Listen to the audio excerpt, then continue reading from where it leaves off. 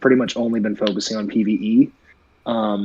That's just the thing that I wanted to sort of have a monopoly on server 15, is I've just been sort of helping everybody start clearing events. I was the first one to clear Abyss, the first one to clear FG in our entire server, and I've just kind of wanted to keep that going. And, you know, I was able to stay at least top 10 in Arena pretty consistently, and now, like, because the Rene Fest, I'm like, oh my god, I don't outspeed everybody anymore. I have to actually try really hard. And it's rough. And, all right, guys, I want to add just something. so everybody's aware, we're back now. Sorry about that. I have no idea what happened, so I'm gonna just for everybody watching here, and listening, I'm gonna be just keeping this image up only. I don't know whether the copyright came from the background production, which we thought we took care of and it was okay. But yeah, let's just go ahead and focus. No idea, guys. I'm sorry. I don't know. They're saying it was some sort of violation of chat and spam. Again, no idea where that comes from. The mods are saying we're good. Could have been the openings for Naruto, but I thought we did enough of that copywriting research to take care of that. So, all right, no worries, guys. Let's get back into it. Sorry, I don't know where we left off here. We're talking about, I think, the free-to-play characters. So we're back into it. Sorry again, guys, for the interruption. Yeah, no, it's all good on this note. I believe, you know, right whenever we got cut off, I was just talking about I guess all of us were talking about the differences between, you know, the two events, the viability and how overpowered some of these events, you know, really can make your team. And one of the last things I wanted to bring up before I'll hand the floor off to most of the people in the chat here have thoughts about this event is, you know, this event more than any others has created a much larger and almost insurmountable gap between the spenders and non-spenders as far as PvP is concerned. Up until probably last month anyway, I was mainly focused on PvE, and I just sort of kept up top 10 in Arena just because, you know, my speed was so much higher than everyone else's. And now all of a sudden, you know, I'm no longer outspeeding people. Arena's way more competitive. And there's a few players who in server 15 especially were keeping up with all of us, even being completely 100% FGP. And now all of a sudden they can't. Because of the Rene Fest, those who were thrown down on stamina have gotten so much Rio thrown into item summons, you know, their speed is close to perfect across the board. And now some of the free-to-play players are just sort of slowly dropping off in the PvP aspect. I'd like to add on to that. So just for context, I messed up my account really bad. So I'm on server 1, and I made an account and then just stopped playing the game. I don't know why. I just did. I was occupied with other things. So I can't really say on the old system. I haven't really started new accounts either. But as for the Rainy Festival, I agree. Like, it closed the gap so much for me personally. Like, from where I was to where I am now is massive. I was under 100,000 team power, and now I'm close to 35. Like, yeah. And it was because of like all of that extra.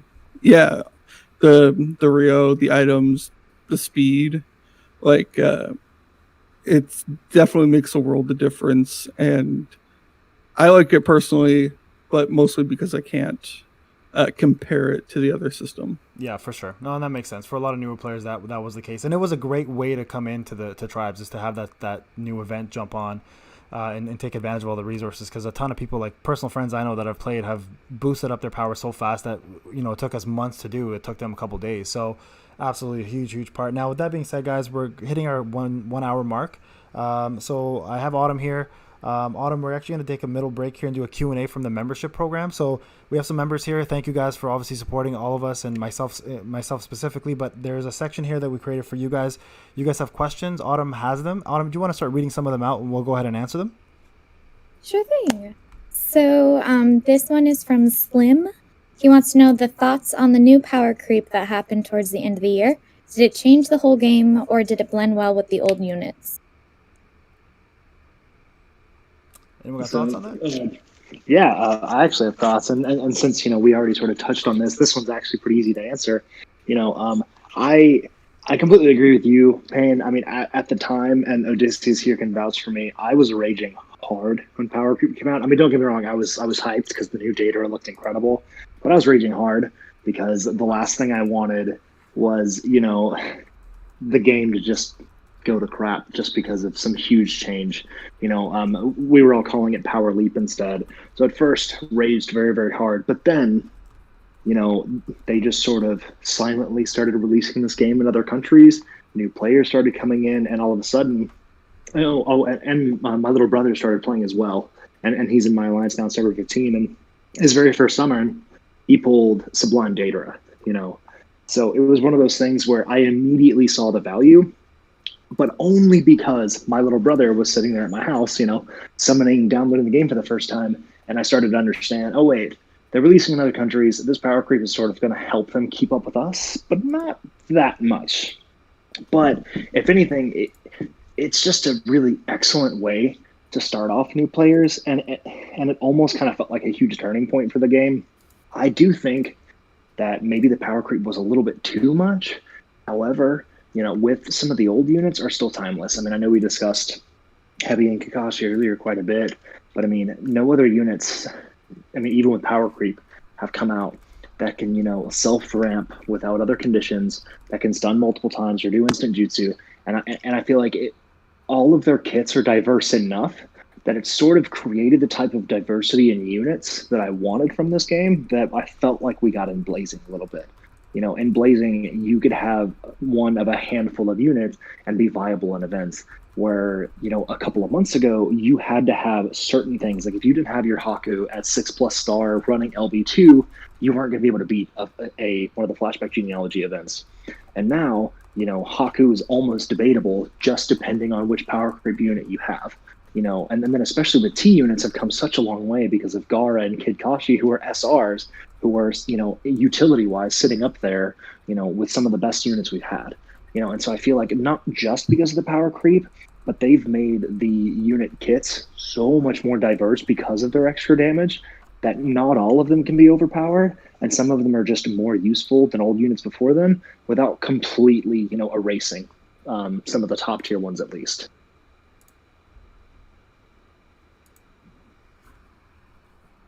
Yeah, no, I agree with you there, and I think it was a necessity. Like I said, it's one of those things that if new players walked in and they were like, "Hey, I want to join server 1, but I'm going to use the same old characters as everybody else," kind of defeats the purpose of them even joining server 1, right?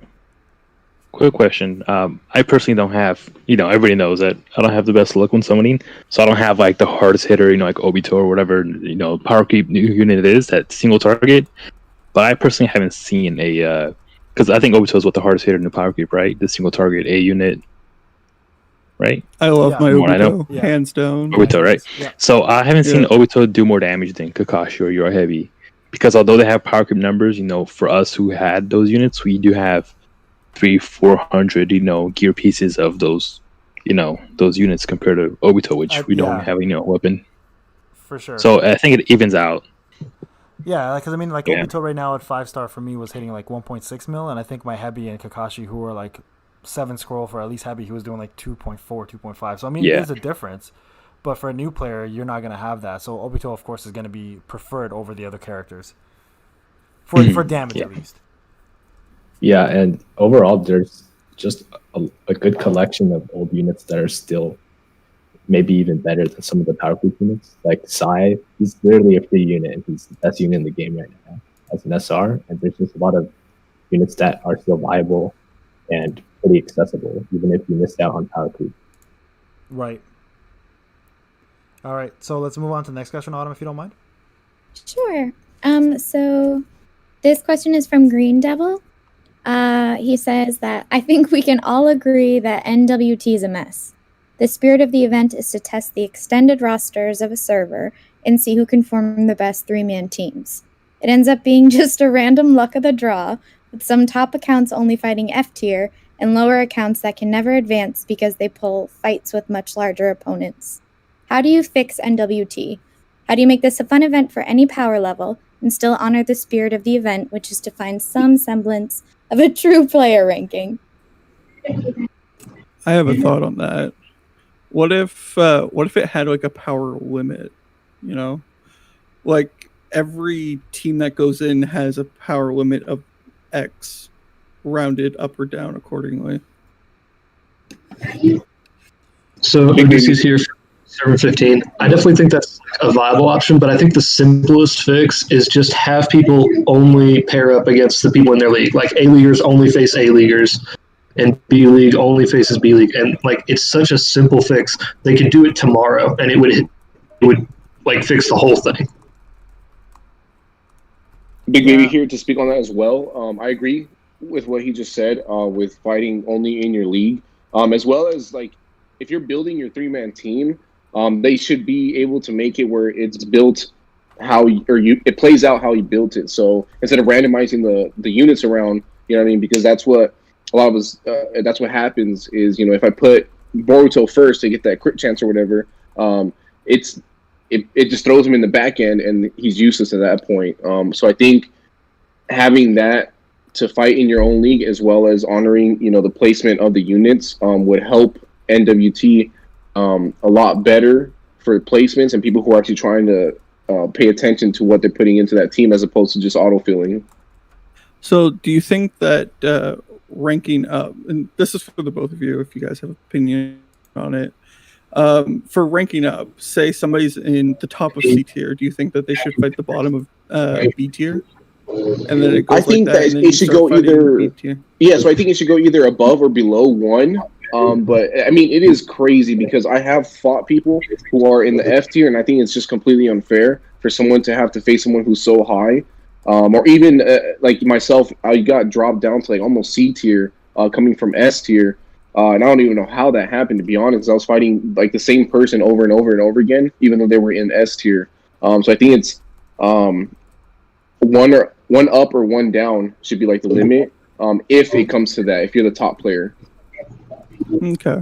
Yeah, same thing. I definitely think there's tweaks that can be made to like perfect it. I was just saying, like in terms of my fix, the simplest fix would just be stay in your league. And then if you're that's a good fix. You would like I agree. I feel like NWT just needs to get shut down for a bit, and they need to redo the whole thing over. Because even if you fight the same people in your league, you have to remember if an S tier fights an S tier and they go 3 for 2, then they're definitely getting demoted, and the people. Then that S tier will be put in A tier, and then they'll win, and it'll just keep recycling. It'll be like a recycle thing. So the whole fighting in your own league won't work. Yeah, as well. it won't work. That's exactly what I was gonna say. So if you look at NWT, you'll always see a couple like level 64, 74 sneak into S tier. You're like, how the hell they end up there? And you're like, oh, okay, wait, because they fought just random people. So the random aspect I actually don't mind because you have the opportunity to let free-to-play players hit that S rank. It's rare, but it happens. If you made it just people fighting your own tiers, whales would never go away from SNA. They would just be stuck there the whole time, and nobody else would be able to get in. One thing I will say they're doing really well, though, is for NWTs, they're actually increasing the amount of people that can sit in S tier now. I don't know if you guys have noticed that in your servers, but I think right now, like in server 1, it used to be top 3 stays in S, the rest get demoted. Now it's like top 9 stay in, and the rest get demoted. So like the more and more they increase that number of people that can get those rewards, I think actually favors the way NWT works now, because that random element of it allows free-to-play players to actually compete for that S rank. Oh yeah, I'm creeping up. I'm in B league right now. Also, depending on the amount of players in S tier, that depends on server players, because I know on server 8 we only have, I think, 6 people in S tier. Yeah, so it depends on the server, absolutely. I think server 1, because of how mature it is, has a lot more. I think we're sitting around maybe 12 or 13 players on there now. All right, but the only other thing, this is Shanks from Server 7. The only other thing I would think about NWT is possibly removing speed bonus from all of those cells. Yeah, so then it's only those core, like the units you're putting in, it's just those units versus your opponent's units, not the account. So. I think another thing they could do is have like different sort of like seeds or groupings. So like maybe like let's say you unlock NWT at like 100k power. So everybody from 100k to 300k has their own F to S league, and then everybody from let's say 310k to above has their own F to S league as well. So different, like those different kind of power rankings can have both their own chances to get higher and higher. So what happens if you move out of your power ranking? Let's say you're 280 and then you move up. You have to start all over again. You're an S, you get kicked back down to F just because you want to increase your power a little bit. Well, no, so if you get, let's say, to 300k and you move to the next thing, the rewards still kind of they could have a thing maybe like the new F.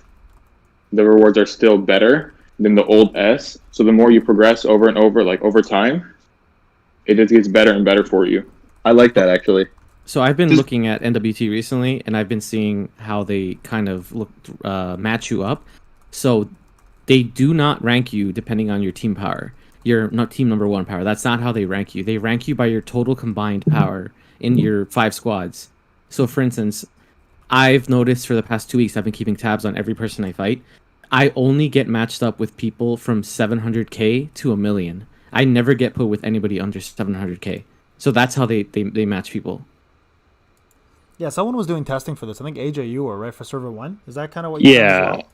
Sort of, but there's always like outliers. So like for me, I found out from what I had from my data that we collected in server 1. Granted, it's kind of hard because we don't have many people in ISC with low power rankings for NWT at least. So most people who have less than 500k power, you fight people typically less than 500k power.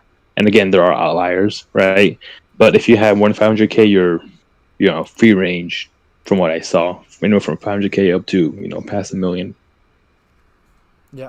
From what I saw, but there's such a small sample size because we don't have that many people with like low power ranking, so it's kind of hard to tell. But yeah. Okay. All right. So a couple good ideas there, guys. Anybody else here want to say anything before we move on? I would just want a speedless mode, because I know a lot of people have invested into speed, so I think removing speed outright would draw backlash. So just like Seven Deadly Sins, where they have a geared PvP mode, I think they should add something like that as well. So how would they start like a match, like a coin flip or something?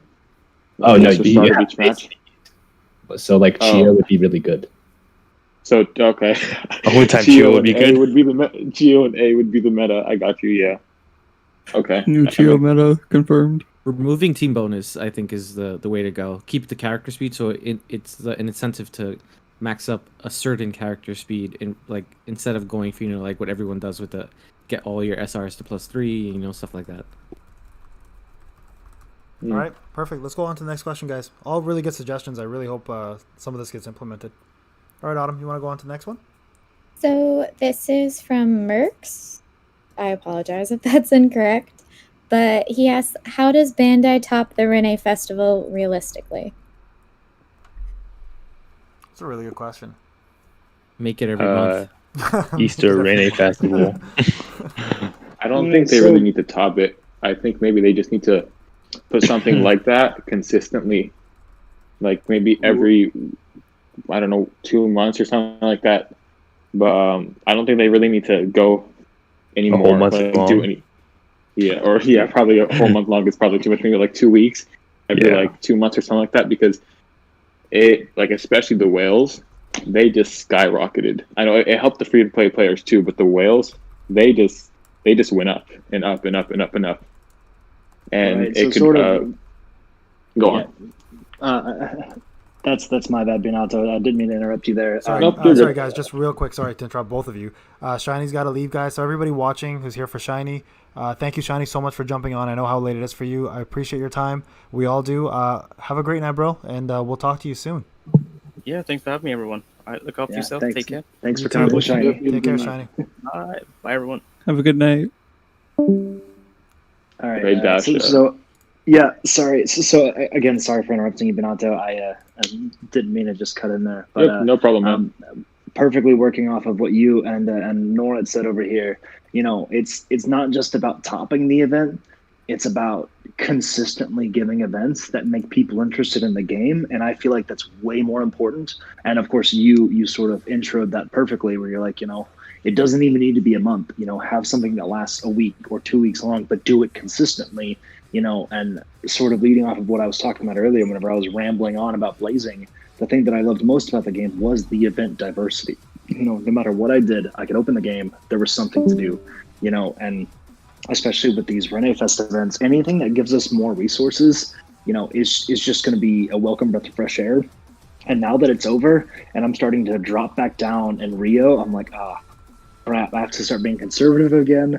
I've got 30 plus characters all at tier 16 and above. and everyone's scrolls are level 1.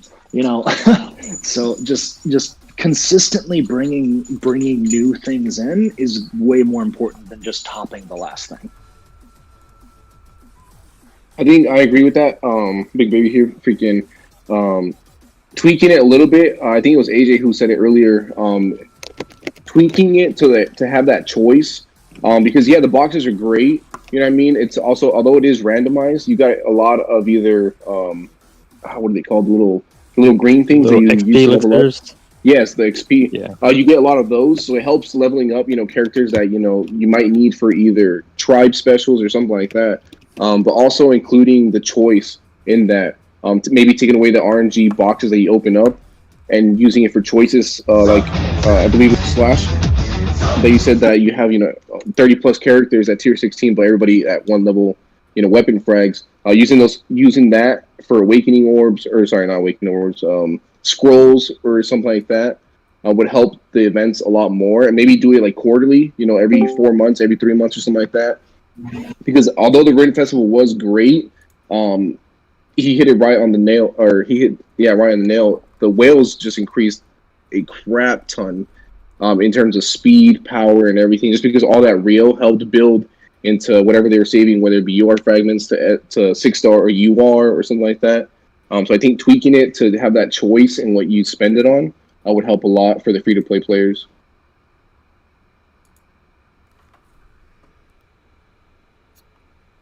All right, guys, perfect. All right, and so just out of curiosity, is there an event that we're all looking forward to that hasn't existed that you guys want to see? So here's a prime example that I loved about the New Year's. The New Year's one I think was fantastic for what it gave. It gave us UR boxes for weapons, and it gave us SR boxes for weapons. Something that everyone struggles with, right? Is those freaking chests.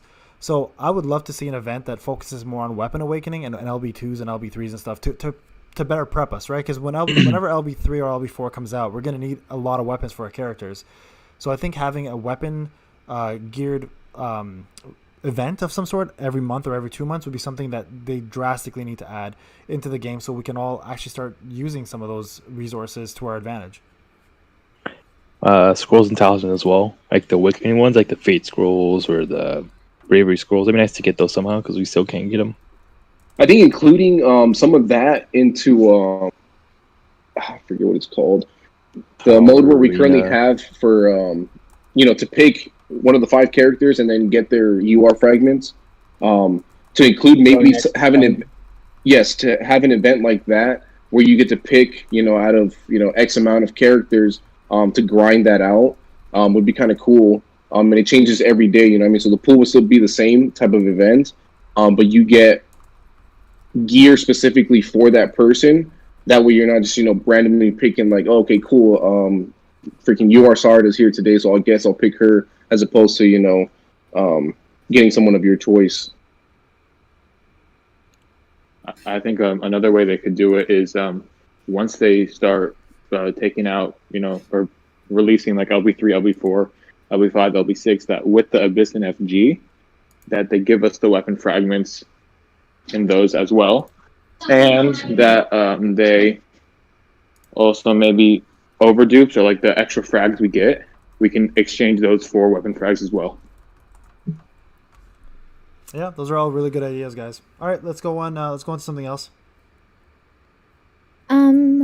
So Retainer Odin asks if you could fix any one unit's kit, who would it be and how? Minato A tier. That's it. A-type. A-typing, yeah. I think that Retainer should answer this question first, given that it's his question. So obviously you've got something in mind, so have at it, buddy boy. Well, in the Discord, that's not what you said, Nora. It was 10-10, but 10-10's already OP. He's OP in my heart. I would have to agree with the Minato. I think everybody was hoping that it was A tier and that it be Minato. Like he was hyped for a lot of people, and then to come out and be okay, it was just right. Which was kind of the same thing, in my opinion, with the it's kind of the same thing they did with the OG Itachi. It's like everybody was waiting for Itachi to come out.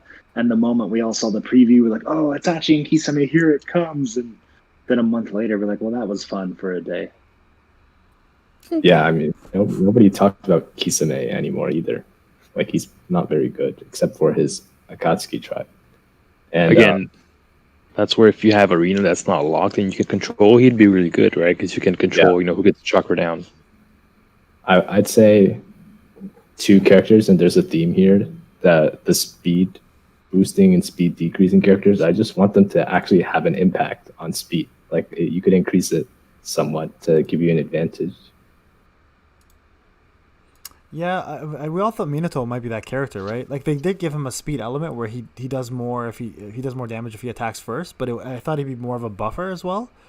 And that's why I was really shocked that his kit was a T, because the kit, I thought if he was going to be buffing units, he'd be a T unit. But the fact that he was a selfish unit, for the most part at least, he had a very Boruto type kit for the rest of it.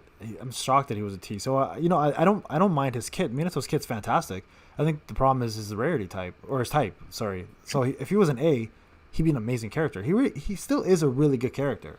He's still like a top 10 unit. Yeah, he's still he's still a top tier character. He's just being, I think, crapped on a little bit just because he wasn't what everybody expected, right? And I said this from the beginning when I made my first Minato video. I said, please, Bandai, don't do the same thing you did with OG Itachi. And that's what everybody said about OG Itachi. He just wasn't as good as his name gave him, but I think this is what they're doing with Minato. His kit's fantastic. It's just his rarity type, right? So, not rarity. I keep saying rarity. Just his type. So if he was an A unit, he would definitely be, I think, a triple S tier character because the damage would just skyrocket. Yeah, it's not because like A's do more damage to T's or T's. It's not. That's not the reason. It's because of his stats, right? Because if you're an A, you have different stats. You have a much higher. Like if you look at 6 tails compared to Minato, like my 4-star 6 tails is has much higher attack, like 6 or 7k more attack than Minato. Yeah, that 5-star. Yeah, and the fact, AJ, that they put the A unit training gems are so OP. Oh my third goodness. element, it's insane. You get like 30% crit damage and like I think it's 33% when it's max. Some insanity, and you're giving Jutsu power like point percentages. Like it yeah. doesn't make sense. Like they've just really missed the mark with T units in terms of that last one. If they made it all even across the board, this would be a whole different story. It's like they made him gave him his whole kit a nuker aspect, but then he's a T unit, so he just has high health, and that's pretty good. That's what he has. Right, right. He's I think just looking at all these new units, you can actually take him and put him in an archetype based in the game.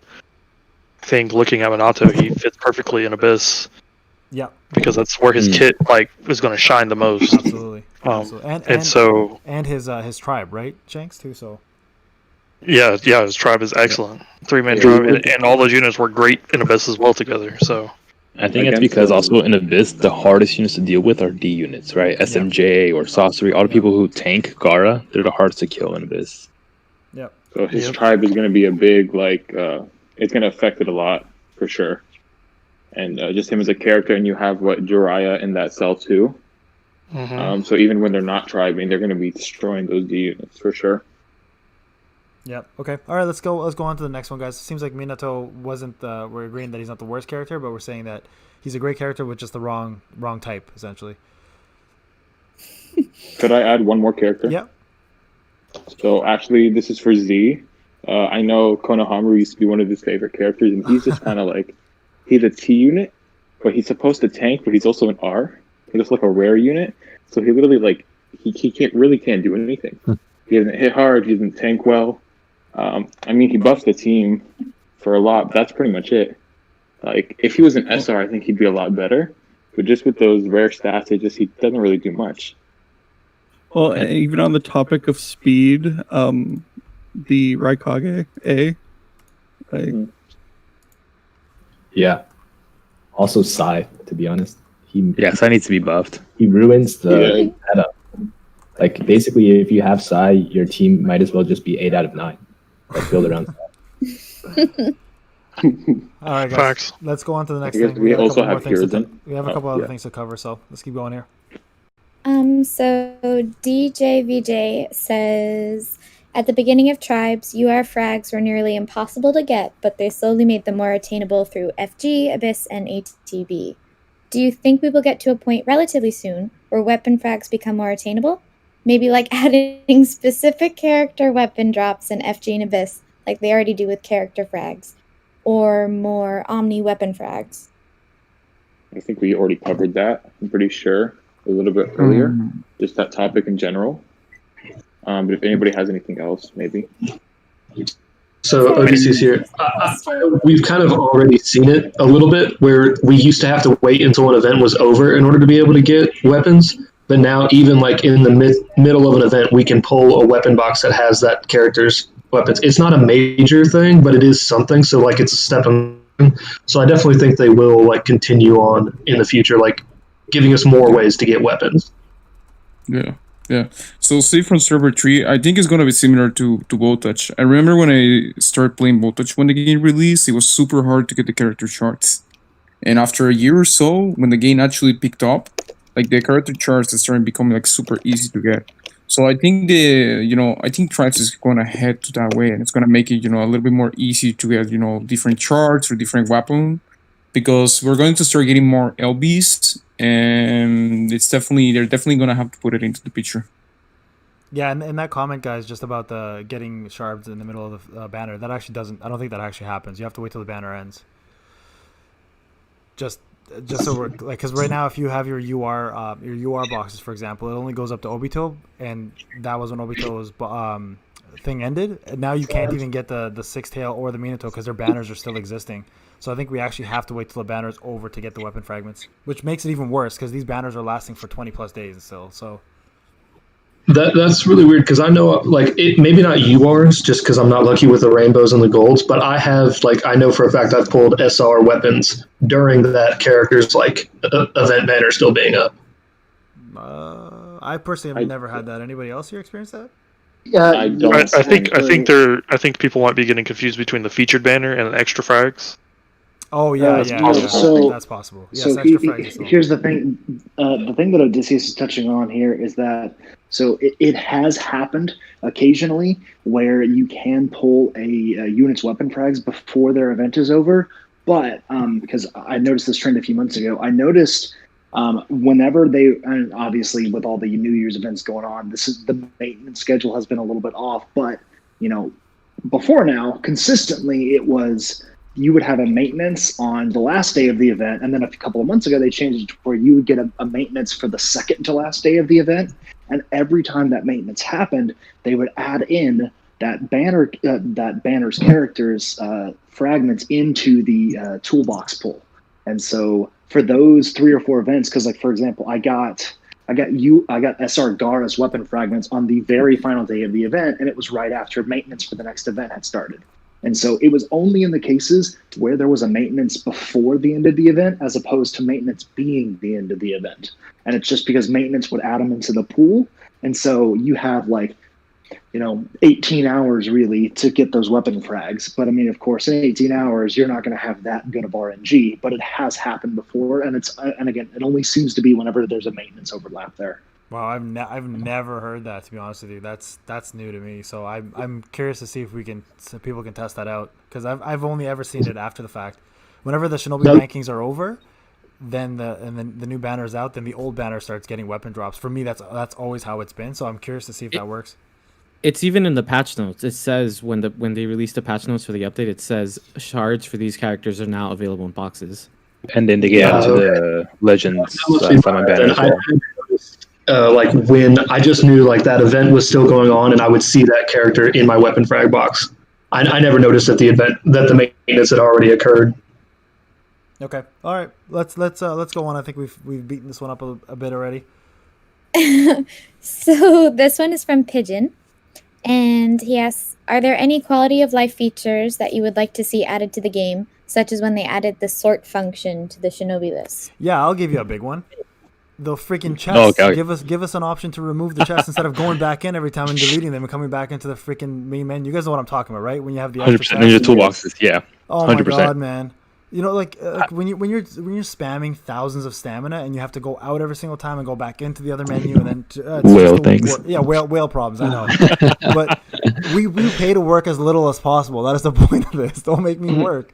That times 100 item here. How about gear? Leveling up gear is so annoying. Yeah, leveling up scrolls and talismans, so annoying. Yeah. I feel like sorting by what units are in a team and what units aren't would be great. Yeah, that's a good good the real problem here. The 10 times item summon. Can we get 100? Yes, 100 times, yeah.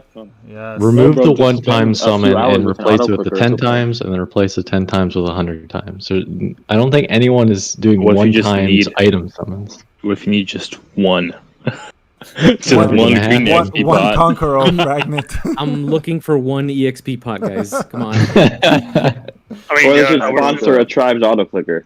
It would be nice if we could get like segregated item summons. Like if you have new players that want rare frags because they're trying to like build up a rare unit because they're brand new, versus like somebody who only wants, speed scrolls and or whatever. It'd be nice to have like multiple versions of the item summons so we can kind of focus on what we need.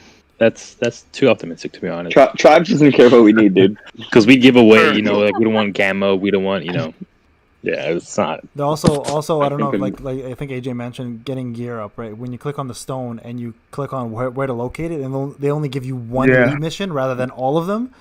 And then you have people like Sean, sorry I'm calling you out here. Who you taught me this.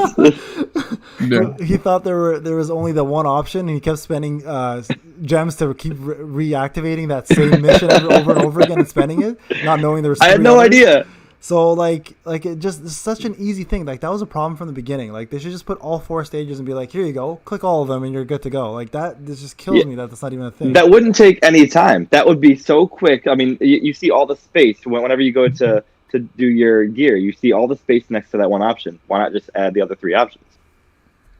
Yeah, that makes sense. Exactly. Speaking of quality of life too, there's still gear missing from the UR boxes, like UR Naruto, SR Heavy, stuff like that. People are really missing those gears for the LB2s and stuff like that. Free to play units. Can't answer too much. I want to remove the points. This is classy, by the way. I was about to say that, yeah. Like, you know how you can only upgrade 20 skill points and then you have to spend Shino coins? Like, that's so bad. Yeah. I don't want to log in every 20 minutes. Well, that's kind of like a tactic. I know Legends uses it too. To make you log back adventures. It forces you to log back in, and it just gives them more clicks. So I don't think they'd really ever remove that. Maybe put it to like 50 or something, but removing it entirely, I don't think that's really an option for them. Or maybe making it cost less, because that thing is expensive.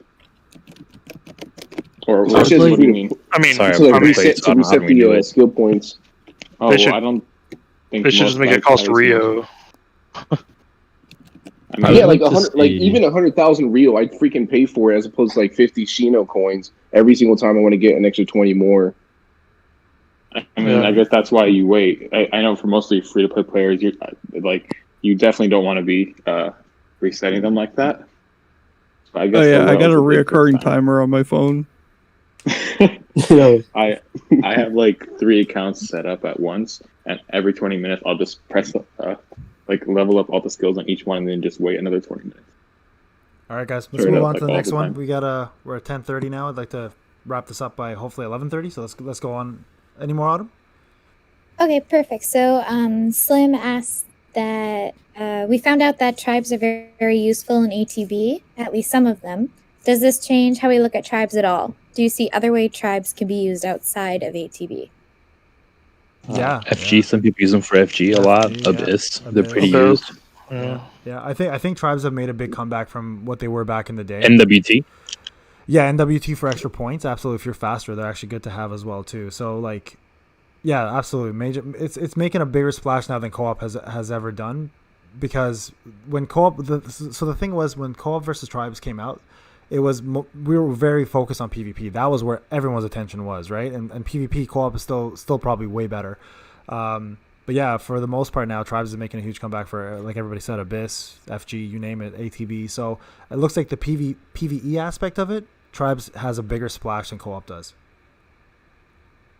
I would like to see like 2-man tribes have some sort of change, because the fact that they kind of ruin your rotation kind of limits the ability for them to ever be used. So I was talking, if they brought the 3rd unit along with them and just didn't use them in the tribe, I think that was at least a one idea to a change that they could do with it. With that, I was talking to somebody about that. The only time I find two-man tribes to be useful is when it's a random rotation. They can't actually fix your rotation sometimes if it's random. Like, you know what I mean? Like Abysses or something. Like with Master FG and stuff, it's never useful. But for like Abyss and stuff, it actually can sometimes fix your rotation up. 3-man will always be more superior because of the stats that it brings in with the third man. But I agree with you. Two-man tribes is kind of useless right now. And I know a couple of people like Sephia and Giacomoco who came up with the love strat. They're actually working on two-man tribes and seeing where they can be useful, and if there's something coming down the pipeline that they can be used for. So I mean, there's a lot of good work being done there, and hopefully they find something. But at the moment, I think it's just for animation purposes. Well, so Biento again. I know. Shout out to Toes. He's actually made the two-man tribe strat work with I think Pain, Konan, and then Neji. I'm not sure exactly how it works, but he got like over 20 mil, 30 mil damage and ATB with it. So I think he's kind of found the strat to do it so far. But over time, I think we'll probably be able to elaborate more on that and work on it to make them more useful. But I think 3-man tribes are always going to be more superior unless they buff the 2-man or change something with the mechanics. Yeah, even the percentages. Just give higher percentages than 3-man tribes to the 2-man tribes, right? I think that would make a huge difference. Just give them more damage, give them more percentages. For the 2-man, keep the 3-man as is, and 2-man's now all of a sudden become more viable. So or just as viable at least. So and like not everybody has the characters to make 3-man tribes happen, right? Like that's kind of the problem here as well too. Okay, I think this is good, guys. Is that the last one, Autumn, or can we let's make that the last question actually for the members, and we'll jump on to the back to the topics. All right, thank you very much. Okay, perfect. So sorry, go ahead. The other set of questions? Yeah, let's save them to the end. Okay, perfect. Perfect. All right. Thank you so much for reading those out. All right, guys. So question 6 now is 2021 is here. It's going to be our 1-year anniversary coming up in March. Are we looking at getting a global release? And if so, how do we make a global release? Do we divide by the servers by the OG servers first, like 1 to 12 or 1 to 10 or whatever the case may be, and then put the older ones together, or do we do just one giant amalgamation of servers and then we try to figure out from there? Like, what's the best route you guys think is for tribes to go? Yeah, do you mind if I take it from here? Okay. Yeah. So my idea in this see from server 3 is the fact that first of all, when we talk about global, is to think of how global is the game right now. You know, most people that are in Europe or in other places that are interested in playing are already playing. So I don't know how much of a global release will affect like the player base. Maybe it will increase it a little bit, but I feel like a lot of people are already playing. The second thing that I feel is I don't think they are going to put all the servers together. And the reason is because from time to time, they keep expanding the size from the old servers. Like the server 1 to 5, the size keeps expanding. So I don't think they're going to look for like to merge like any server or anything of the sort. So Odysseus here. I kind of think the same thing. I think there's a really low chance that they do like a server combination thing, because like I know a lot of people are really into getting multiple accounts and everything, and they'll spend money on each of those accounts. So if someone has an account on like 5 servers and suddenly all 5 of them get combined into one, which account gets kept and what happens to like all that stuff that they spent? Well, you keep all the accounts, right? You just have to log in differently. It would just different login every time. You'd probably give you the option to log into each character's name. That's probably the way. Like most global games do that. Like if you want multiple accounts, you can create multiple accounts under one. You just name them differently, and then the option screen, you just pick the character you want to play at that time.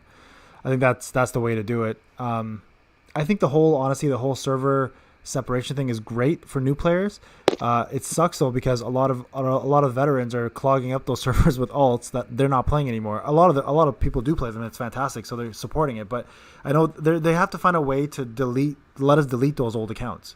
That's the crazy part. Like you can't go into a server and be like, delete this account. You have to delete the entire account in general, like all of your mains included. So it's kind of iffy on that. But from a global perspective, I think Z, you're kind of right there, but I still get a lot of people asking me like, how come I can't find this on the App Store? There's too much requirement to make this something that is open to everybody. Like to have to go through the steps of VPN, browser, you can only purchase on browser with the VPN, like all of that extra stuff makes people very like, no, I don't want to do this. And the fear that a game isn't global launched, like officially, makes people think that the game's going to shut down. So that alone itself is a very, very scary thing for a lot of people to play. Well, I think the browser version of the game kind of has been expanding slowly because I know, shout out to Zal, this is Benito again. He used to not be able to play without VPN, and then out of nowhere, he would just kind of able, and I think he lives in Europe, and I think slowly they're kind of like shadow releasing it to other areas, but maybe announcing it, doing something over time to like give it to everybody will probably be a lot better than what they're doing currently. Yeah, I think they definitely have to find a way where they really take it from like to really motivate people, because I feel there is also the challenge for a lot of the European players that they don't know where they are going to land. So I mean, it goes back to the question: are we going to keep servers together or not? I think if they manage to keep servers divided, it's going to be easier to do a global release because it's going to allow people to keep at their own pace. If they combine servers, that will be too difficult because people will have to catch up. Maybe it's going to increase the activity of the whole game overall, but it's going to make it hard. So I think it is a question whether they want to divide teams or not. And I think what they've been doing and what is easier for them as a company is to keep the servers divided. So if they do that, I can see it. But once again, I don't think it's going to increase the player base so much. And I think if they also like combine the servers, what do they do about Arena? Do they expand it to like 500 for the like, you know how the rewards are to 1 to 100 right now? You get 10 to 100, you get about 200 Shina coins, I'm pretty sure. Would they expand it to 500 then? Because of all those players going into one server together? Yeah. So there's a lot they have to change. Well, PvP in general has to change a lot for global, right? Yeah. Like you get up the rewards in general. Yeah, up the rewards in general. You can't, if you're gonna put servers together, you can't expect newer players to compete with older players. Like there's got to be a brand new rehaul in this whole system. Like I almost think like PvP Arena specifically needs a tier system where like it's not just 1 to 3 get the Omni shards. There should be tiers for each tier, like silver, gold, etc. And then you can get those Omni shards in your tier still if you're top 3. And that'll allow people to sit in their own power levels and still be able to feel like they're doing something with their account. I think if they're, because I've played other games where they merge accounts, servers. I think it's possible they can do it, but all they need to do is they need to purge all the dead accounts that haven't logged in let's say over 3 to 4 months, and put those in another server in case they do ever log in. Yeah, so you mean like switching them to other servers? No, kind of like a merge. Like they can merge 2 accounts. Two servers. Let's say 7 and 8, right? They merge them. They put all the players there, and they purge all inactive accounts that haven't logged in or done anything for over, let's say, 3 months. Yeah. And put them in another server combined with the AFKs from 7 and 8. You know what I mean? Yeah, like an archiving system. A lot of games do that, where like they'll just to save storage space for their own servers, they'll, like you said, remove 90 days plus. And they'll just toss them somewhere else and archive them. That way, people who spent money and stuff can't say like, "Oh, I lost my character." They just sit somewhere else until they reactivate and play for a certain amount of time. So that's a common thing. All right, guys, let's move on. That's from the global one. Game modes. So PvP is a big one. A lot of us love PvP, even though it's got the worst rewards now in the game. People still want to play it. People still want to do it. Somebody mentioned it earlier. How do we fix PvP? Manual, at the very least. Should there be and at the same time, for game modes, should there actually be a storyline implemented in Naruto Tribes? Because right now there's really no story. Like, we just play the game to play the game. Like, are we missing a big portion of what a gacha is, which is the storyline? Do we even care about that? Or is that just like, forget about it? I think the majority is like the players playing together and less of the story. So I don't think it would impact it too much, but unless they had something original, because everything else everybody already knows. Yeah, if they release like a monthly story mode campaign thing where you got some loot for your characters, but you also played through a story arc, like I think that would be an interesting thing to do on a month-to-month basis, but not something that would impact the game greatly. Yeah, kind of like how Blazing had the impact missions, was it? Well, Blazing did have a story mode, but the only use for it was if you got all the if you completed all the requirements, you would get currency to summon on banners. So you would only complete the story to get the currency, but once you were done, there was no point of it. Yeah, I think Bleach Brave Souls BBS has probably the best original stories. Like every event, like Shanks was saying, there's something brand new in a storyline accompanying with it, like with all the new characters and all the fragments, and they put a lot of thought and effort into it. And I mean, sometimes the stories are pretty good. Like we in the beginning when you play Tribes, like you have a story. Like you literally Naruto Kage tells you there's this device here you can actually, I think clone the characters or whatever. And then I mean I wish they kind of kept up with that because it falls into the Boruto storyline really well with technology, right?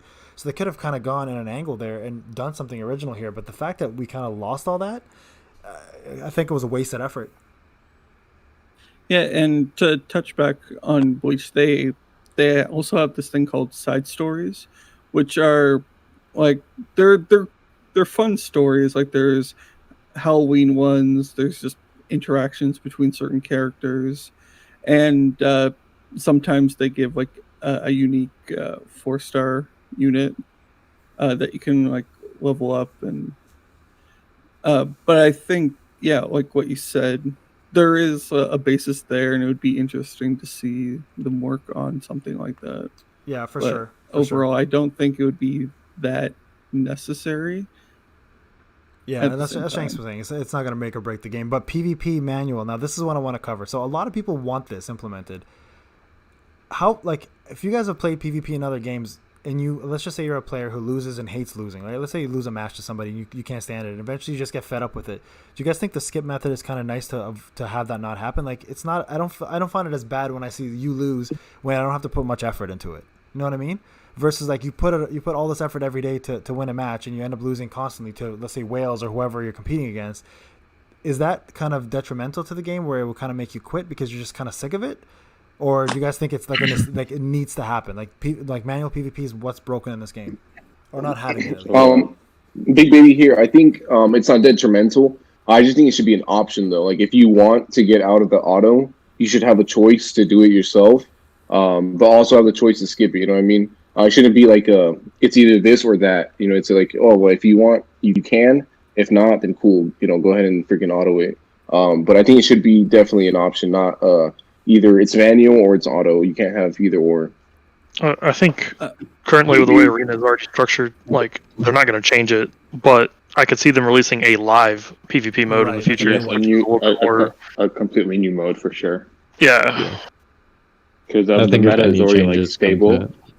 How it is with like certain units and how they work right now in the auto. Because like let's say you have Shino or Kisame, they'd probably be like S tier in a manual PvP mode because you can just stop the jutsu just like that and you get to choose who you get to attack. But in this auto mode, it's completely different. Yeah, and like Sai would get dropped off. I mean, people are going to target Sai like first thing. Yeah. And rest in peace. It just depends on the randomness, and then you also have speed. Speed is a big factor. I feel like maybe they should do like a coin flip sort of thing. I know Duel Links does that at the start of each match because that's how Yu-Gi-Oh is. Like some kind of coin flip or something, because speed, or the class you said earlier, all base speeds. And then actually like Minato, Chio, and A, since Chio A, they have the speed boost and Minato has the highest base speed, they'd be a lot better in the live PvP mode than they'd be in the auto mode, For sure.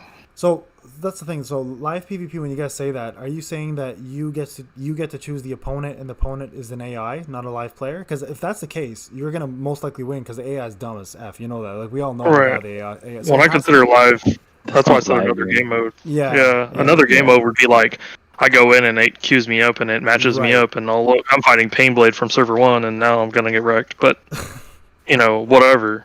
I'd only use rares on you, Shanks. Don't worry. Such a nice guy. Sheena would be broken in that mode. Remember, Sheena would be broken in that mode. So with that being said, though, would you guys want it to be cross server, or would you only like against your own server? So real quick, if it's own server, it's gonna be a long queue time. Right. Maybe. Yeah, they would have to open it up like 5 servers combined into a battle group, sort of thing. Right. Agreed. So real quick, one of the things that I remember from like a previous gacha game that I played was Marvel Strike Force, and they would do like a live PvP mode where you would go in and face the AI of the opponent. So like, it's not an impossible thing. It's actually like it's done in other games. So I don't think there'd be anything wrong with it personally. Yeah, and I think that's what I think it was Baby G was saying, that like give it as an option. Like it is in PvE, it's an option. You can just either click auto or click it off. Like it's not hard to do, right? So it's the same kind of scenario. Yeah.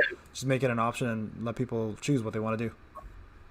And then after that, they would have this sort of live matchmaking thing, like kind of like how Blazing has, but maybe with a better system, like netcode as well. Yeah, no, agreed. I don't think it's as important though for netcode because it's turn based, right? So it's not like you're playing Legends or something that you have to be like precise on the dot.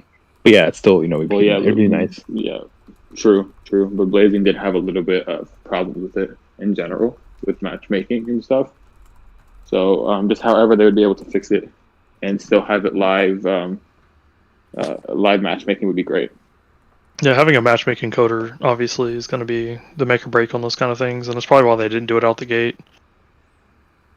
All right, so with that being said, something to implement. Next question, and I've just thought about this one here, is transforming characters. We've talked a lot about this, right? Like the option to have a character transform rather than having 9 Sasukes or 10 Narutos.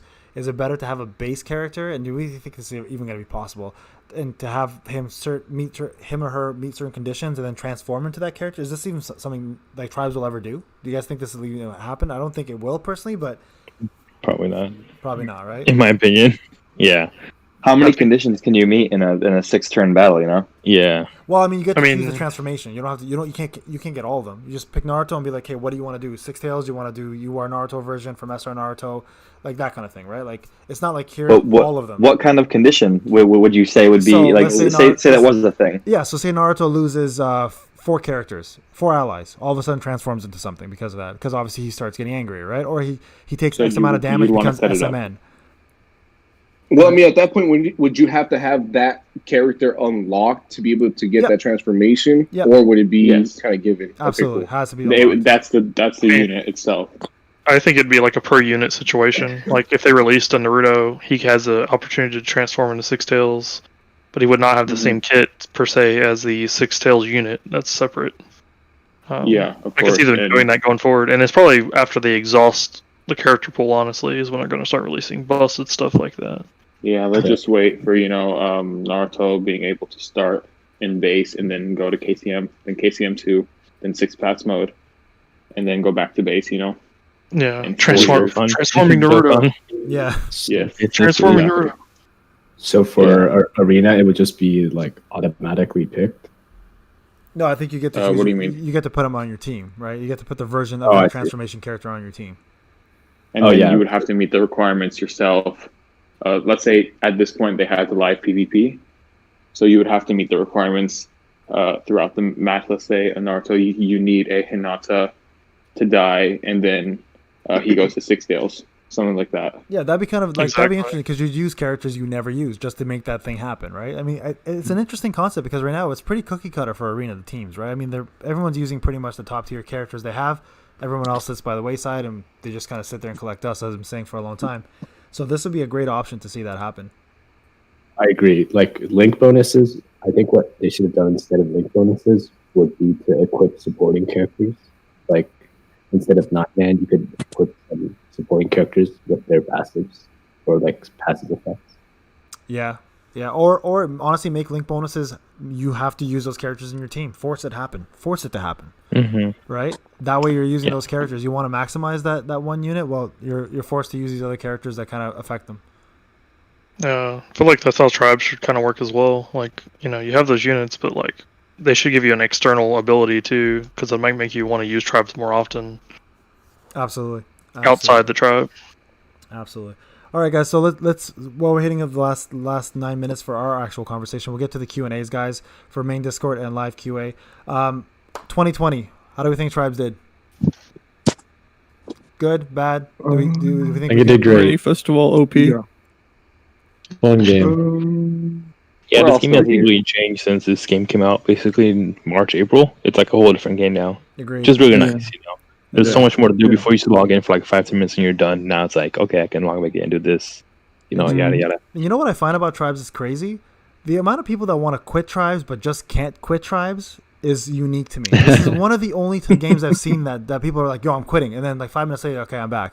And I know the community plays a big aspect of that, but I think the fact that it's so accessible and easy to just jump on for 10 minutes and do all your things and jump off and see a power scale difference every day makes this such a successful game. And I think people don't give it enough credit for that. It's very time efficient, right? Yeah, I got to second that like a ton. Like this, I've played a lot of gachas, and this one I've played obviously the most. And I think a big part of that is like the simplicity of it. It's like it's one of the few that I've ever played that you just get on, do your stuff, and then you're done. You don't have to like focus so much time on it. it. You have to try hard.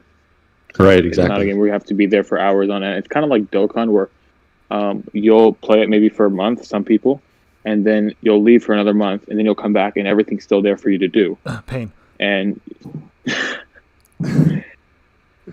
Well, and that's how I started Tribes. Like when it first went live, I created my account on server 1 and then just didn't touch it for a while, like a long time. And then I came back and I was behind, but even from where I was again to where I am now, I'm comfortable. Like I don't feel as bad being like I'm still pretty low power given that it's server 1, but I'm not like I'm still doing really well in my arena matches and even in like the Ninja World Tournament and stuff like that. So I don't think that I'll take a break again, but overall, especially in this last few months, it's fun to be back and fun to play it all around, even casually. Yeah, yeah. I think the game has been very welcoming. Like since day one, as Locke was mentioning, it's a quick game. It's efficient for most people that work, for most people that do other things. It's easy to play, and I think the banner base is also easy to get around with because you get like a new banner each 2 weeks. So it's like it allowed for a lot of people to join the early game, and for a lot of people to try a little bit at the start and later, you know, like leave your accounts on the side and maybe go back afterwards. I think it was friendly. I personally think that it had the same issue that Voltage had when it released, is that there were a couple teams lacking, but I feel like the game is heading on the right direction, and you know, maybe with Blazing's closure, we're going to see a little bit more put into it, but I'm optimistic about it, to be honest. Yep, no, agreed. All right, so we all agree here 2020 was a great year for Tribes. Guys, it's going to be 11 o'clock here. Thank you all for sticking around. We're going to go ahead and do the main Discord questions, and we're going to do a quick live Q&A, and we're going to try to wrap this up by 11:30. So, Autumn, again, if you don't mind, I know you've got the questions for main court. If you want to show us the best ones, we'll go through those now. Oh, okay. Brad Moment asked, do you guys think that another instant jutsu unit like Kakashi or Kiba will be added to the game? That kit hasn't been added since the game's initial release. Year 1. When you're Annie. I think they'll do it, but I don't think it's going to be soon. I think they'll. I mean, 1 year anniversary might, but I think if they're going to do it, they're going to save it for a unit and really push it. But I feel like they're waiting for like a really extremely big unit because they didn't do it for Minato, which it makes sense for him to have it. So maybe first Annie, or maybe even after that, because they kind of like Kakashi and Kiba, it affects them a lot. Kiba is still a rare unit, but having that instant jutsu, it just changes him like so drastically, especially for free-to-play players. And just having that ability to just jutsu on turn 1 and just destroy your opponent, especially in arena or even in FG, where you get more jutsus, more damage over time like that. So I think first year Annie or a little bit after that for sure. I agree. I think that we haven't seen the last of it, but not people in here. I know you guys don't want to hear it, but I feel like it's gone forever because they're only doing the 5K now. I feel like they realized it was broken, and the only way I see it coming back is as a limit break. Well, then if they have Sai just affects the 5K. Like 5K chakra, I don't even think it's that good without Sai. like it's good, but you're only doing turn 3 with it compared to turn 2 with Sai. So if they just remove Sai out of the equation, then instant jutsu is way better again. But like the Sai affects everything. Nerf Sai. So real quick, if you add instant jutsu again, do you think it would be with another A unit like Kiba or Kakashi, or would it be with a T or a D? It wouldn't really make sense for a TRD though, right? Because A units are the. Minato should have had it. He would have been the next one. He would have been perfect. He taught Kakashi everything. Yeah. Why the hell would you not give him instant jutsu? Why would you not give that character instant jutsu? That's what threw me off. I mean, I think I think what everyone's been saying is like they're like you can tell that like they had it on 2 units from the start and haven't put on anyone else, so that they're aware of like how broken it was, and if they're ever gonna bring it back, it's gonna be way down the line, I think. Well, what if it's not the case? What if they just forgot? They could have, yeah. I got it. I'm sorry. The thing is, typically for the reason why I say yes during 1 year anniversary is because like that's when like the game throws all convention out the window, right? Like it's not a real game till it's 1 year or whatever. Like a game will throw like everybody's like saying, oh yeah, let's get KCM or yada yada yada, But it's like 1 year is like, all right, this is where we drop the big one. Typically, for at least gacha games, right? Because gacha games don't last too long. They last maybe 2 to 3 years. Some, you have like the GOAT, like Dokkan, like 5-6 years already, So it just depends. But most gacha games don't last too long. Typically. All right, let's go on to the next question, guys. Clay Assault asks, do you think sunsetting URs from the pool is fair to new players? Would removing their ability to get units like Kakashi and Kirin, but increasing the chances for post-power spike URs, be beneficial or detrimental? I think they're beneficial. I've been saying this for a very long time. Like that Legends banner needs to be split up for Legends like original and then Legends new or something like that, where people can choose what they need. Right? Instead of having to pull Legends for every single UR, you can choose what you want because link bonuses are still important. So people will still pull for old units just for link bonuses alone. So, but do you think there'll be 2 daily legend summons with that? No. Like if they do add that? I think you have to choose one. Yeah, you pick one for sure. So I think that's fair. At least give us an option to do that because right now the UR pool is at 29. 29 to get one character. That's insane. Like, and we're growing constantly. So, like, yeah, there has to be a segregation for that, especially for new players. Like OG players, we don't care as much. Like it is what it is when we pull something. Usually it's rares anyways for us, and we just disregard it. But for new players, it's disheartening to pull like a Karin when you're looking for an Obito.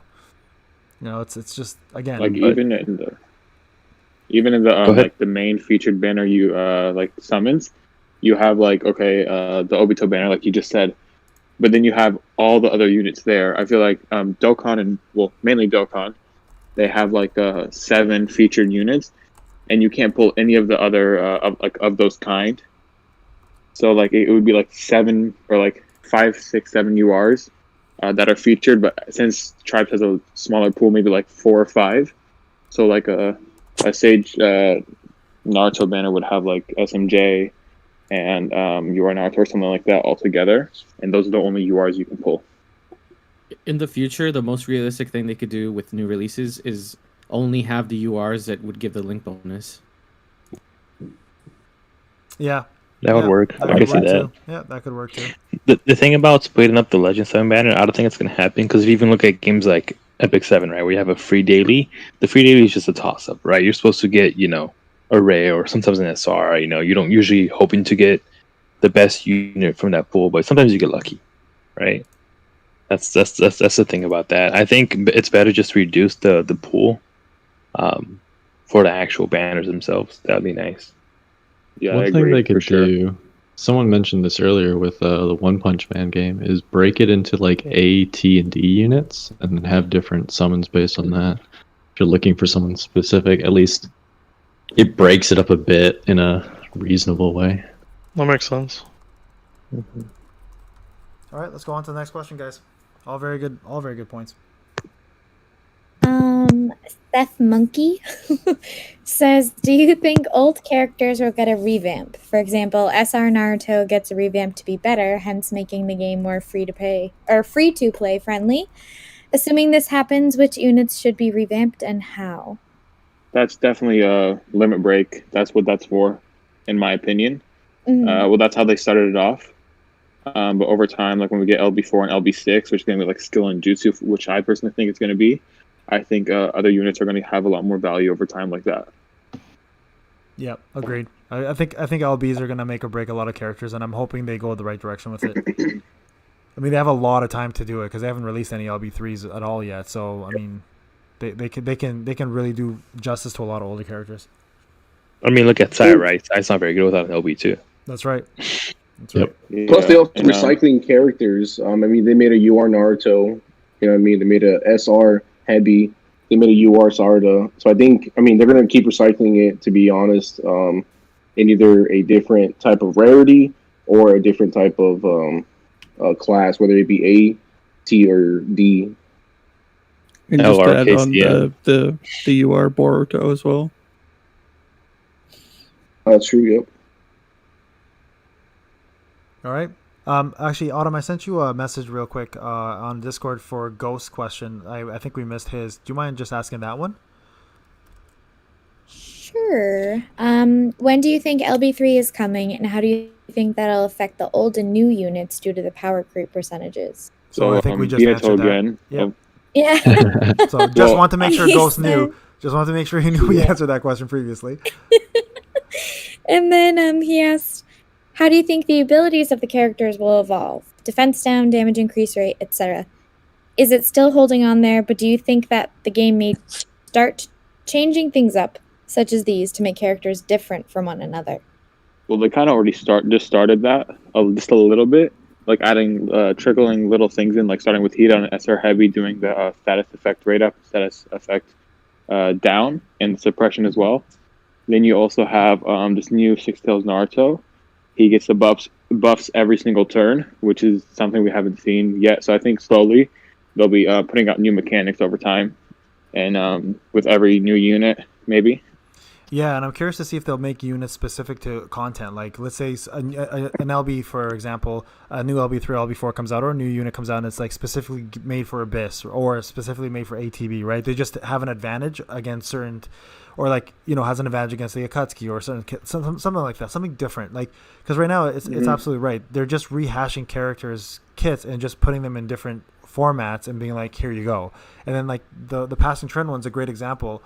That is brand new and it's fantastic. Like but again, you got to find a use for it, right? 5 turns, it's not going to make much of a difference. 7 turns, I just remembered. Yeah, I just remembered. So with Sai, that his thing was actually new. Yes, it was. Well, like how it actually affects the game, the LB2, how it affects everything with the chakra every single turn like that. So I remember initially we thought it was only going to do it like happen at the start of battle, but it's every turn. Of course, now we know that. So like let's say Hero's in, he gets his skill 2, LB4, and he boosts everybody's status effect or something, like does something different. I don't know, just something to upgrade the character, change something. Like they need somebody like that. You're absolutely right. Like they need somebody to remove chakra down, even, for example. Some of the opposite effect, right? Every turn. Kisame would be perfect for that. Well, actually, he actually Heroes already does that. It's only for one turn. Yeah, and he has to. After he dies. He dies. Right. After he dies, he removes everybody's on the next turn's chakra, but it only happens for one turn. Exactly. We tested it. That's the problem. They need to make that more plausible, as in it happens every turn for X amount of time, and it just diminishes over time. Like starts off really high and then starts going lower every turn. Like I think that would make sense, but even make his Jutsu take away chakra. That would have made even more sense, right? We need an AOE chakra down. That's what I mean. But, exactly. Maybe, but would we make them 5k chakra? Because then it's like Sai helps them to defeat the other player, and then speed comes into even a bigger factor there. Yeah. So it's Sai just broke everything, to be honest. Yeah, but I mean, to be fair, it could be like a Sublime, where I mean, he doesn't get his jutsu until turn 4, basically. Yeah, that could also be a thing. Here's the thing with Sai, though, right? Sorry to interrupt. Here's the thing with Sai. Like he makes PVE broken. PvP not so much, like, because if you watch your matches, sometimes if the target is Sai first and he dies, you're somewhat screwed, for the most part, because you're not getting into jutsu anymore, and the other character will.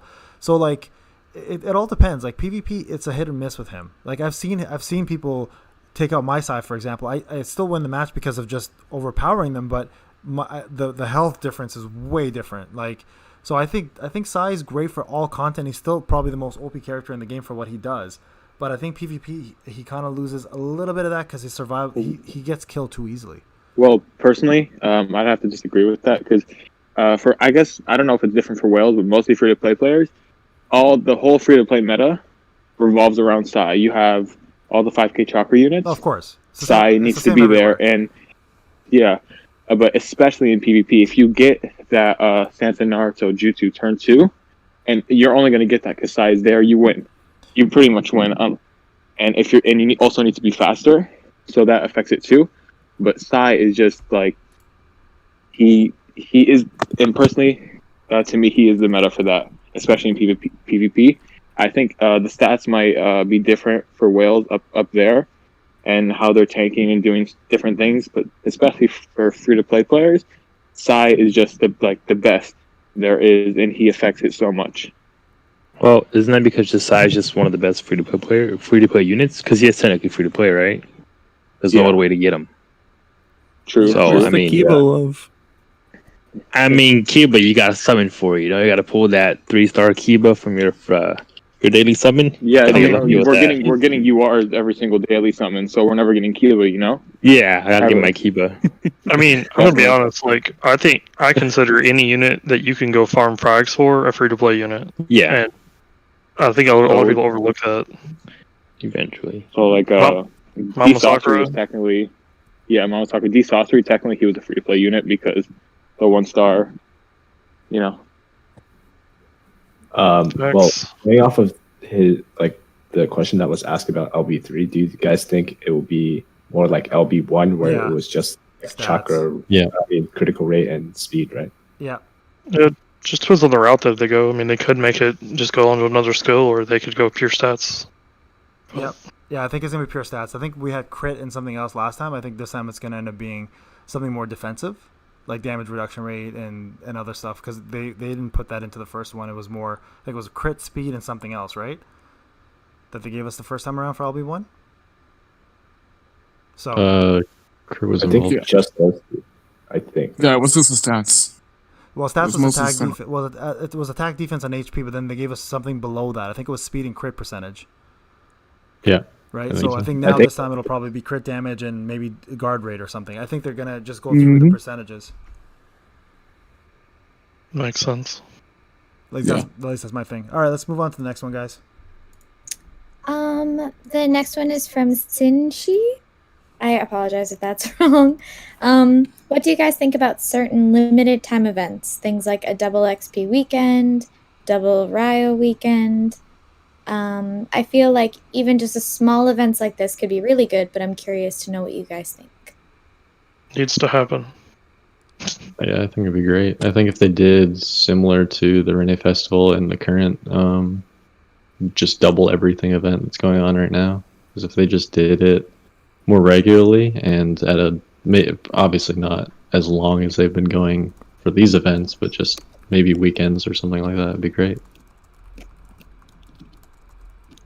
Yep, agreed. I think it needs to happen. Every gacha game has it. I'm surprised Tribes doesn't. So it's just it's crazy that we don't, but I think it needs to happen eventually. I mean, event basis wise, like if you look, December was amazing because we had so many events, and a lot of people love playing the game in December because of that. Oh man, those 5 days when both the events were running, that was the best. I know, and I think that's what they need to get on board with is like keeping the rotation they have now with the Abyss and the FG and whatever. That's fine, but then add an event on top of that every month that adds a little bit more spice. And then the ATV, and then if they add one more other big game mode that we use, I think it'll come together nicely. All right, perfect. Next one. Best Yeet pick. Best what? Okay. What other new status effects do you think would contribute to the game and change up the meta?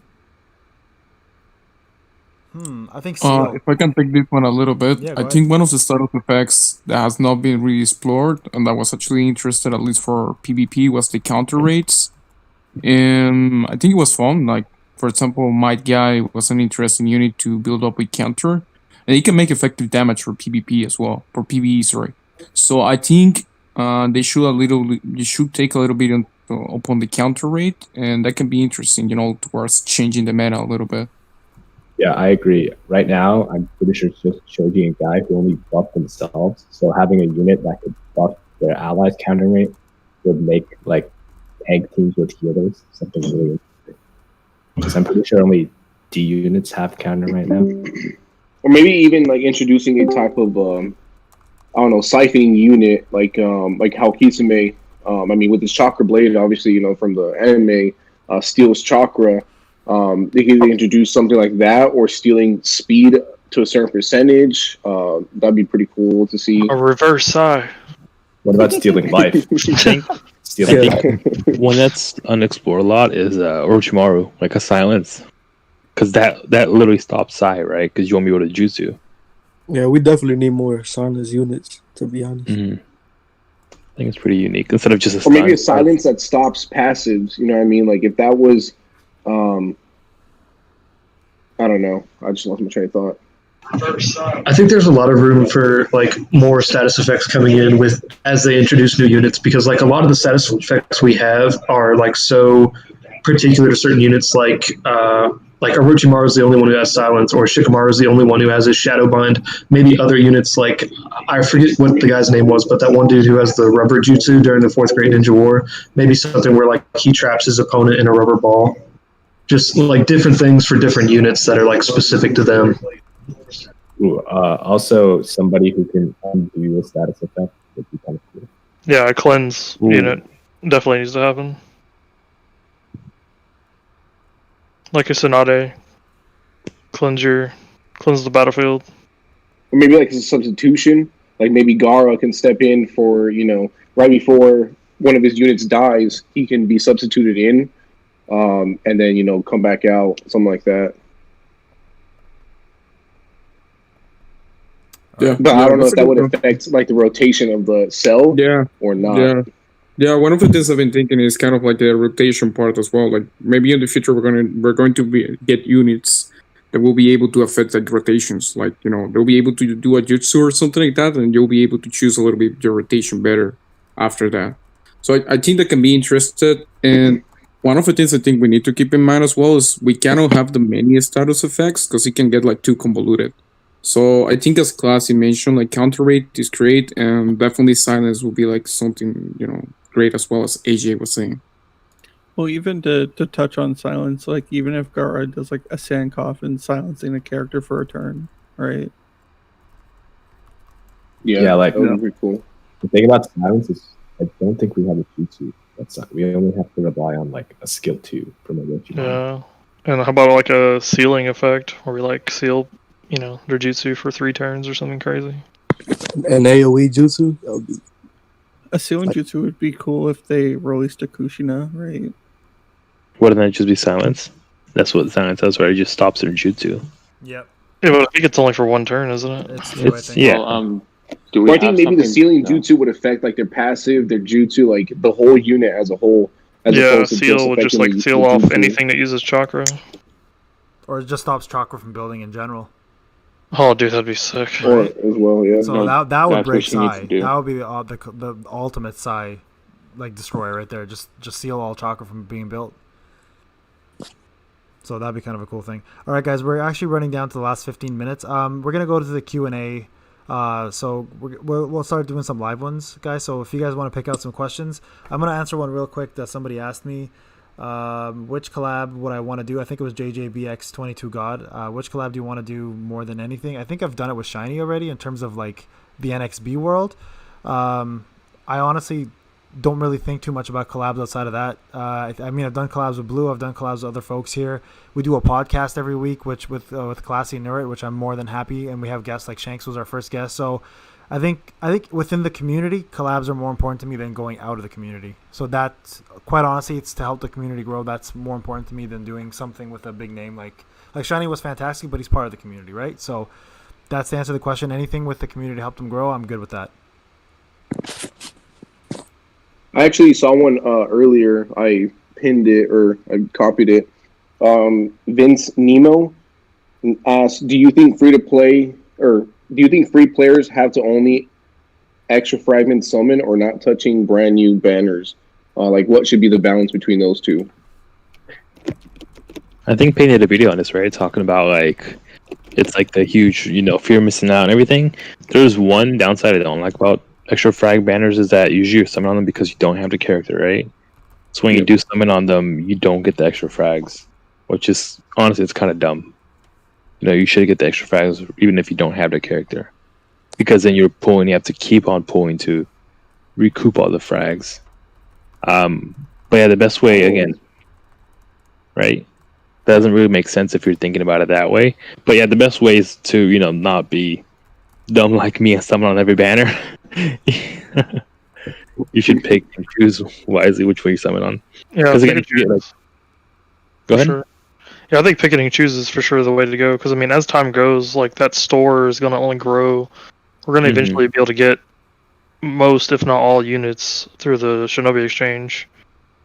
So a lot of people to add to that question, should they wait for someone to feature? Like I know Payne does a video each time when a banner comes out featuring that that unit. Should someone wait for that, or should they pull anyways as a free to play player? Because they're limited on Shinos and whatnot. No, so that was the thing. Like the last video, I explained like how to summon, and I always said to people like, because there's a lot of backlash for the Minato thing. For some odd reason, I got the flack of it. So I'm gonna just bring that up real quick. So I people, when I hyped up Minato, I was hyped up for the character. I didn't know what his kit was at the time, but I simply first video said, "Please Bandai, don't do what you did to Itachi to him." That's the first thing I said. I made that clear. So when the character came out, and I've been doing this for the last 4 characters now, I do a summon video, I do a review, and then I do an actual live Q&A where I show people how good he is in arena. So it's like a mini showcase. If you attend it, you see it, and I give you my full honest review. And that's within the same day. Right, so with Minato, what ended up happening is I ended up doing the Shiny collab at 5 a.m. I stayed up for Christmas because Christmas Day, so I stayed up, didn't sleep for 24 hours, did a live Q&A at 9 p.m., and then the backlash started happening, where it was like people were like, well, you told us to pull, and he's not even that good. And I'm like, no, I never said pull. I said just wait till my review, and I'll let you know, right? So in terms of that, like I say free-to-play players, the best way to do it is wait for somebody to review it. It doesn't have to be me. It can be anybody. Like main Discord is great for that. But at the same time, like I said, don't pull on every featured banner, because if you want that character as a free-to-play player, save your Shino coins and wait for the extra fragment banner and start doing events and collect UR fragments and eventually use those to build that character when you pull them on the extra fragment banner, right? Because those ludicrous amounts of like 86, 96 Shino coins are going to happen with future banners. That's just how this game's built. But extra frag, you only have to compete against another UR. So that's the way I see it. So I don't think people should be pulling right away. I know there's excitement in the air, and obviously people want the characters. By all means, do it. But then don't sit there and be like, oh, I got shafted, or this character wasn't as good as I expected. Well, that's kind of how the game goes. I'd like to chime in as a free-to-play player.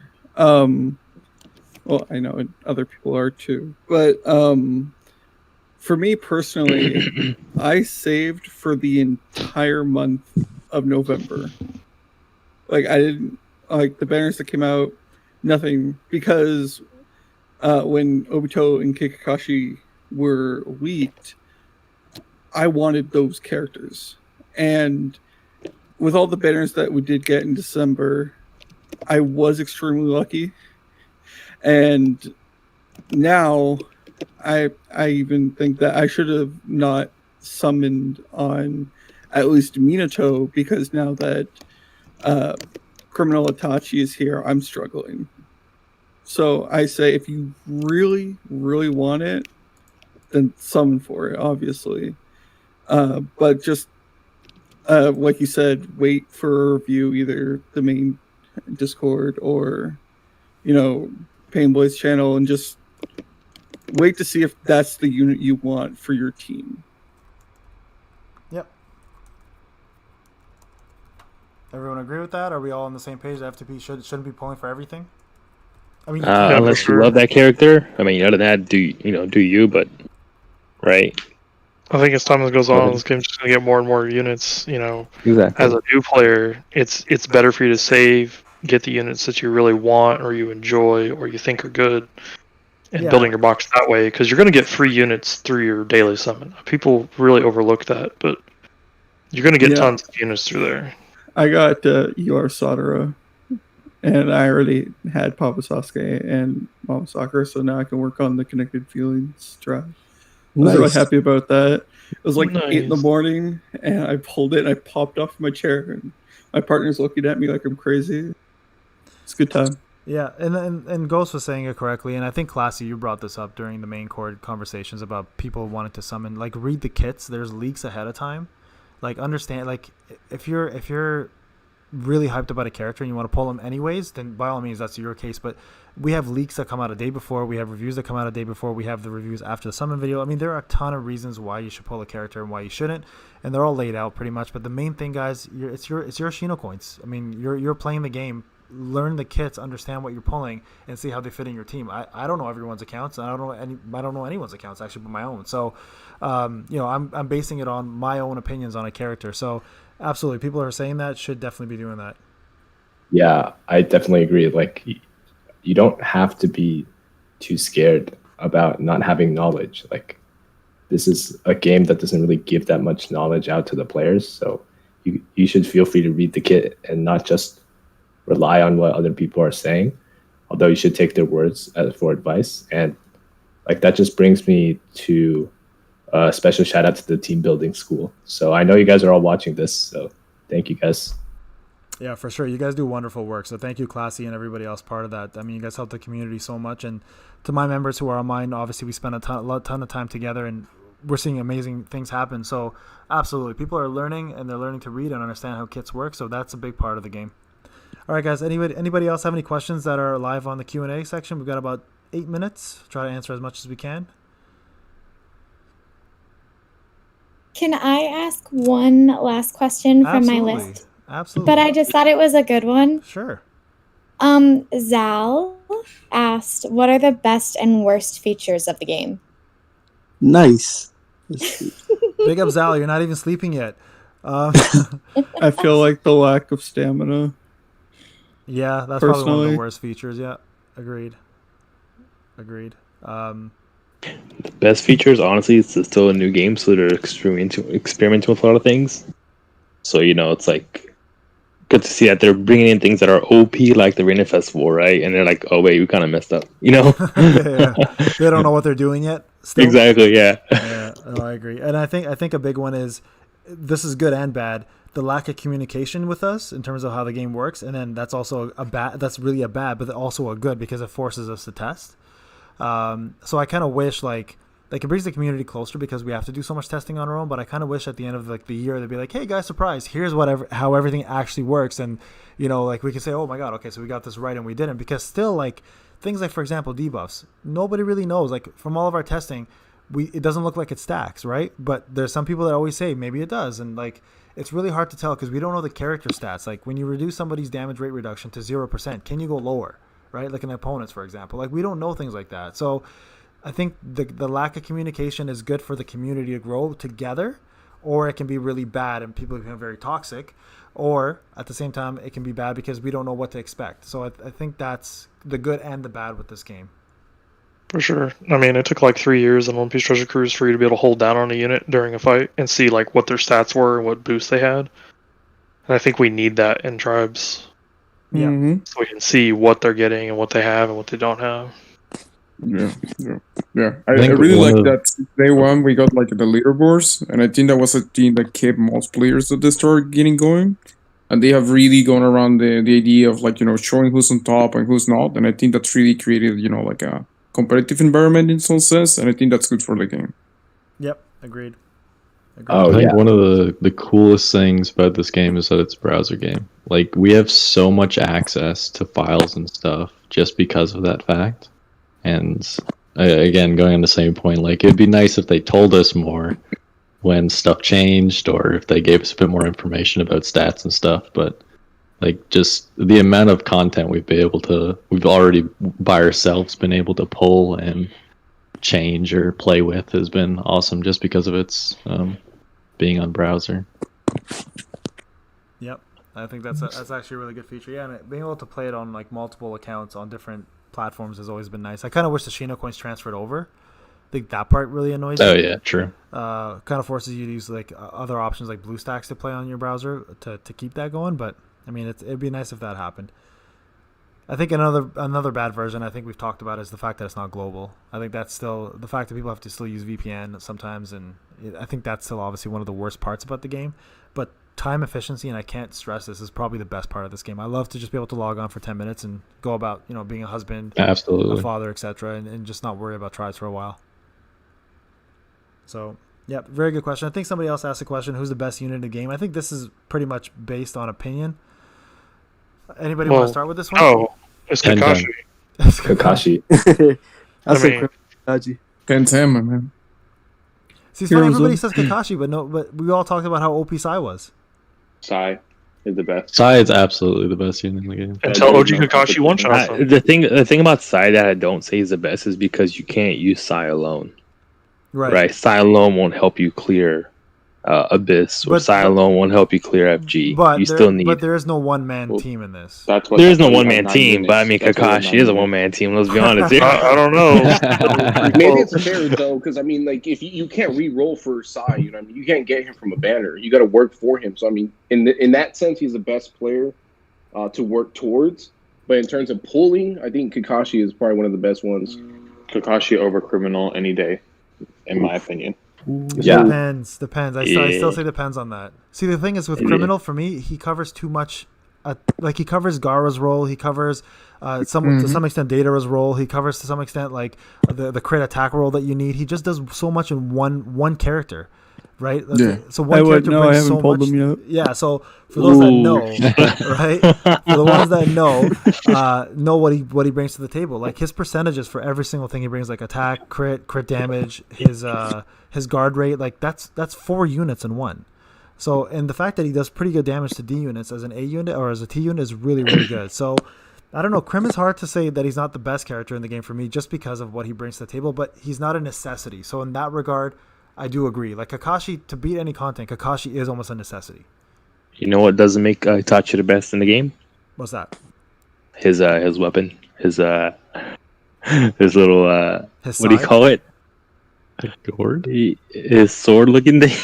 The gourd? His frame? Oh, yeah, we're not talking about that. Sword? The ceiling sword? Yeah, the ceiling sword. AJ and I have a back and forth about that the whole frame and the sword icon. So yeah, I don't know. Like, to me, he's still the best character in the game, but he's not crucial enough. Like, I agree with you guys. Kakashi just brings too much as a damage dealer, but you can't really say that because you have to have. I almost feel like you need to talk about each character in each class. Like they can't function alone on their own, right? You need a team of 9. Sure. So we can. I think if you do like best A, D, or T unit, or best nuker, best support. Yeah, and again, Sai would just win support. He would not lose support. Yeah, right. And then Kakashi would beat nuker, and then I feel like overall, like Sai has a very specific kind of support though, so it depends. You could just have like Sai at the top, and then all the other archetypes for their own lists, something like that. Because Sai, he's very specific. No other unit does exactly what he does. Yeah. So he's kind of like an outlier.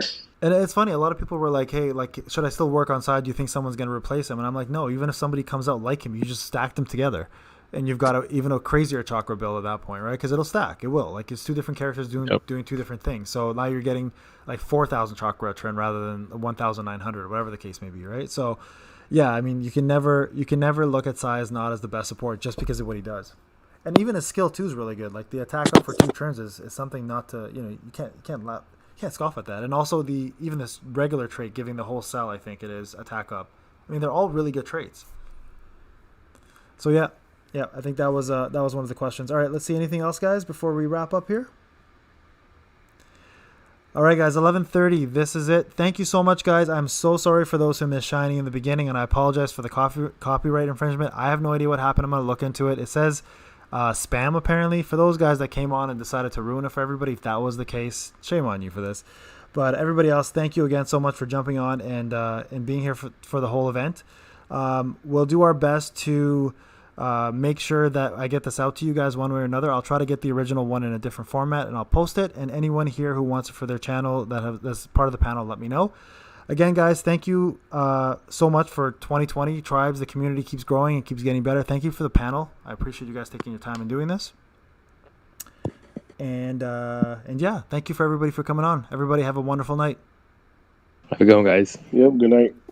Good night.